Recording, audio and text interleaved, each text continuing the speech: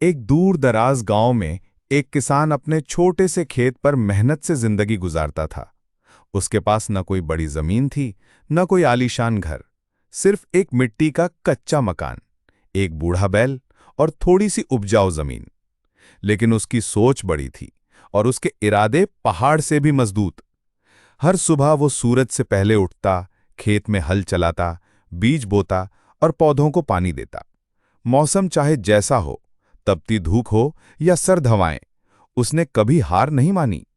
उसका सपना सिर्फ इतना था कि उसकी मेहनत रंग लाए, ताकि वो अपने परिवार को 2 वक्त की रोटी दे सके। फिर एक साल ऐसा आया जब बारिश ने गांव का रुख ही नहीं किया। खेत सूख गए, मिट्टी दरक गई और सारी फसल बर्बाद हो गई।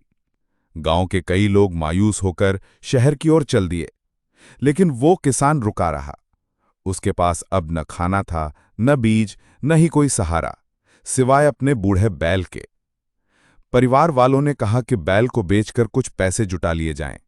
किसान के लिए यह फैसला बहुत कठिन था, लेकिन आखिरकार उसने अपने दिल पर पत्थर रखकर बैल को बेच दिया।